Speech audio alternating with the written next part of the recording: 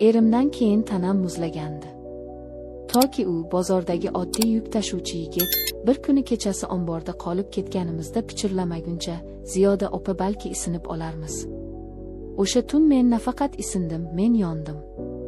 Mening ismim Ziyoda. 26 yoshdaman. 2 yil avval ajrashdim. Sevgi yo'q edi. Shunchaki sovigan munosabatlar. Ota-onamning "Endi qanday yashaysan?" degan achinishli nigohlaridan, qo'shnilarning pichir-pichirlaridan qochib Moskvaga keldim. Bu yerda katta ulgurji bozorda, kiyim-kechak sotiladigan joyda sotuvchiga yordamchi bo'lib ishlayman. Ishim og'ir. Ertalabdan kechgacha oyoqda, sovuq omborlarda. Yashashim esa ko'pchilik bo'lib ijarada turadigan kvartirada. Har bir tengizorman. Hayotimda rang yo'q edi. Men shunchaki tirik murdadek edim. Ayolligim u allaqachon unut bo'lgandi. Men faqat ishlardim, pul topardim va o'tmishimdan qochardim. Men kulishni unutgandim. Bozorda Sanjar ismli yigit ishlardi. U mendan 3 yosh kichik.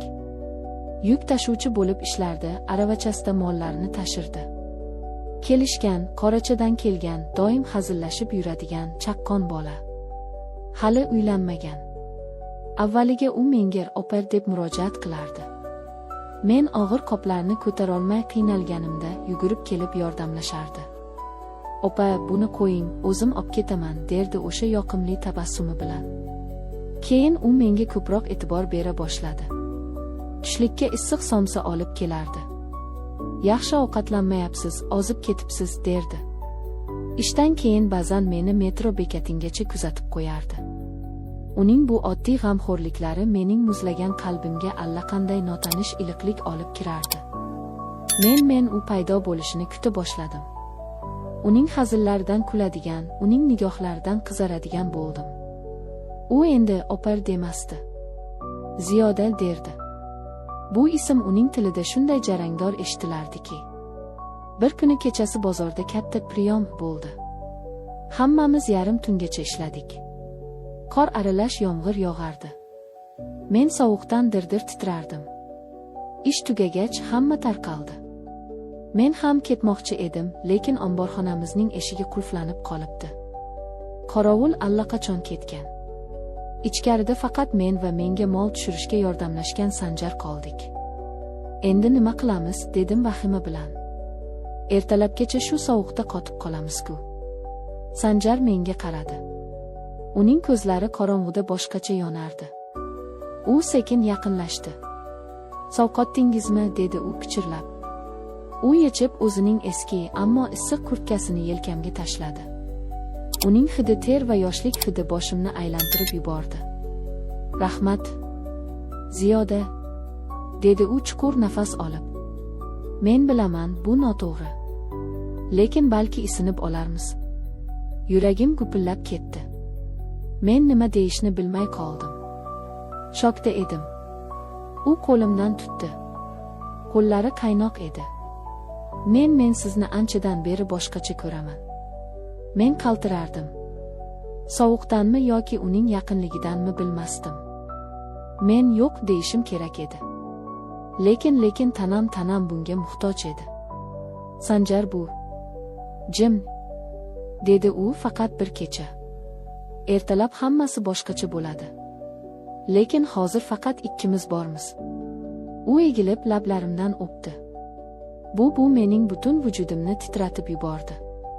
Bu ajrashganimdan beri birinchi bo'lsa edi. Bu sovuq erimning o'pichlari emasdi. Bu yosh, bu ochofat, bu qaynoq bir otash edi. Men uning quchog'ida erib ketdim. Qo'llarim beixtiyor uning kuchli bo'ynidan quchoqladi. O'sha tun sovuq ombor ichida, qorli shamolning uvillashi ostida bizning otashin hikoyamiz boshlandi. U meni qalin matolar uyumi ustiga olib bordi. U meni avaylab yechintirdi.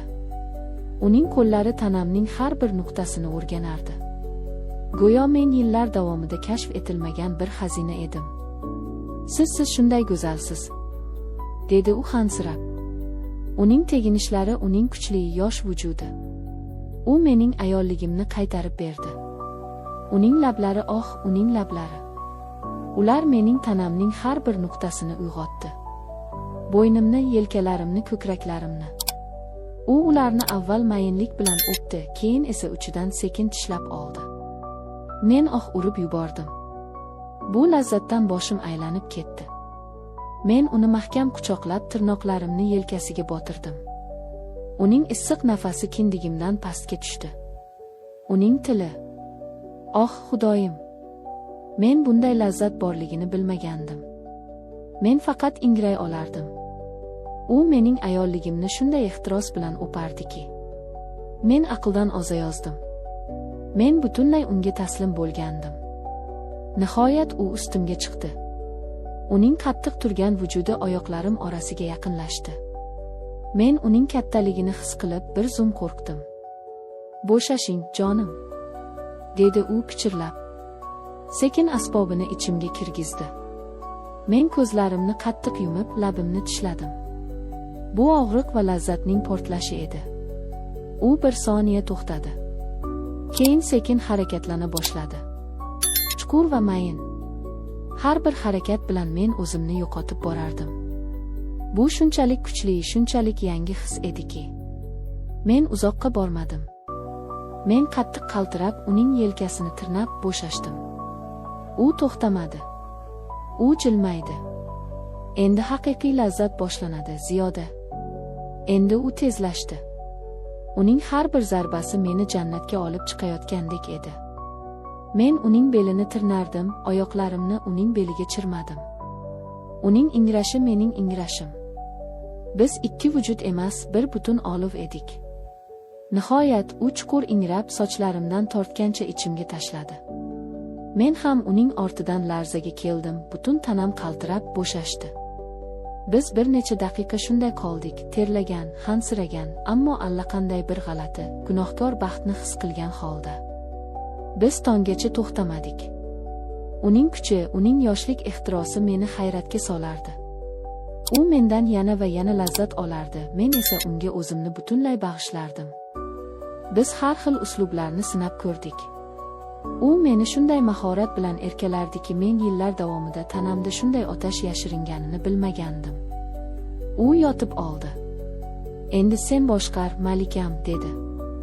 Men uning ustiga chiqdim. Har bir harakatimda o'zimni yana ayoldek, yana tirikdek his qilardim. Uning vujudi oxirigacha kirib chiqardi. Bu safar biz birga portladik.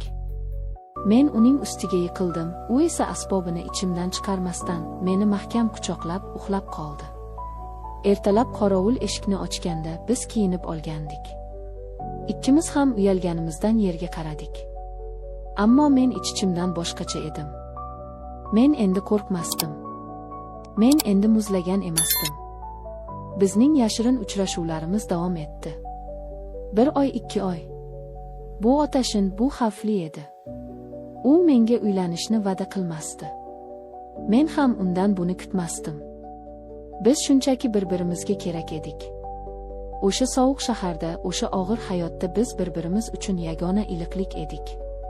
Ammo bir kuni men o'zimga savol berdim, men nima xohlayman? Abadiy yashirinib yashashnimi? Yoki o'z hayotimni qurishnimi?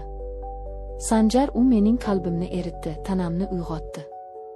U menga ayol ekanligimni eslatdi. Buning uchun men undan bir umr minnatdorman. Lekin u mening kelajagim emasdi. Men qaror qildim. Men uyga qaytaman. O'z hayotimni boshqatdan boshlayman. Bu safar kuchliroq, o'ziga ishongan holda. Men Sanjarga xayr dedim. U xafa bo'ldi. Lekin tushundi. Bizning hikoyamiz bu shunchaki bir epizod edi. Ammo bu epizod mening butun hayotimni o'zgartirdi. Men endi ajrashgan ayol emasdim. Men endi o'z qadrini bilgan ozod ayol edim. Va bu ozodlik men o'sha bozordagi yashirin olovdan topgan eng katta boyligim edi.